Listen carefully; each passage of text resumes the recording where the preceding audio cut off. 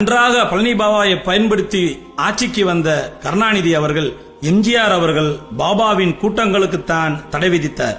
ஆனால் கருணாநிதி அவர்களோ பாபாவின் கூட்டத்திற்கு தடை விதித்ததோடு பாபாவை கைது செய்து தேசிய பாதுகாப்பு சட்டத்தில் அடைத்தார். அன்றைக்கு பழனி பாபாவின் வலிமை மிகுந்த வரிகள் இவை. எம்ஜிஆர் என் நெஞ்சில் குத்தினார், கருணாநிதி என் முதுகில் குத்தினார், இஸ்லாமியர்கள் சிலர் என் இடுப்பில் குத்துகிறார்கள் என்றார். முன்னுக்கு வந்து நின்றுப்பானா? கருணாநிதியின் ஆட்சி காலத்திலே ஆவடி பள்ளிவாசல் கட்டப்படாமல் தடுக்கப்பட்டது.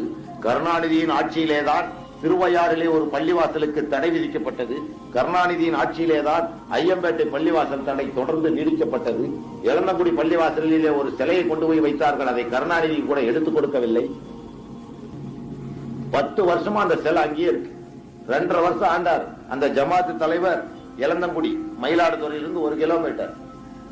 தமிழ்நாட்டிலே பெரிய பள்ளிவாசல் கிட்டத்தட்ட 2 கோடி ரூபாய் போட்டு கட்டியிருக்கான். கொண்டு வந்து ஒரு பிள்ளையார் சிலையை வச்சு போட்டு போயிட்டான் ஆர்எஸ்எஸ் காரன். நம்ம ஜமாத்துக்கார அதை பார்த்துக்கிட்டே சலாம் பண்ணி நின்னான். அப்புறம் டாக்டர் வந்து அதை எடுக்கணும்னு 18ஆம் தேதி நாச்சியார் கோயில கூட்டம் போட்டிருக்கோம். 17ஆம் தேதி வந்து எல்லாத்தையும் எடுத்து எரிச்சிட்டாங்க போலீஸ். மீனாட்சிபுரம் மதமாற்றம், மண்டைக்காடு கலவரம், தமிழகம் முழுவதும் ஆர்எஸ்எஸ் அமைப்பு நடத்திய கலவரங்கள், அமைதியான தமிழகம் கலவர தமிழகமாக மாறிய போதுதான் 1980களில் விநாயகர் ஊர்வலத்தில் துலுக்கனை வெட்டு துலுக்கேச்சியை கட்டு என்ற வாசகங்களையும், காம வெறியில் விஞ்சி நிற்பது கதிஜாவா, அன்னை மேரியா, மணியம்மையா என்கின்ற தலைப்பில் பட்டிமன்றங்களையும் நடத்தி இஸ்லாமிய உறவுகளின் மன அமைதியை சீர்குலைத்தும் இஸ்லாமியர்கள் உயிருக்கும் மேலான நபிகள் நாயகத்தை பற்றி காதில் கேட்க முடியாத விடயங்களை கூச்சலிட்டார்கள். ராமகோபாலன் கூட்டம் போட்டு பேசிய கேசட்டுகள் எல்லாம் இன்று கூட என்னிடம் இருக்கிறது. இதே கொடவாசல்ல கூட பேசி இருக்கலாம்.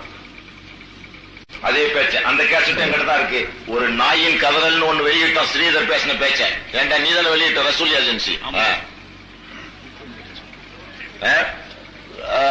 வெளியிட்டார்கள் ஒரு நாயின் கதறல்னு.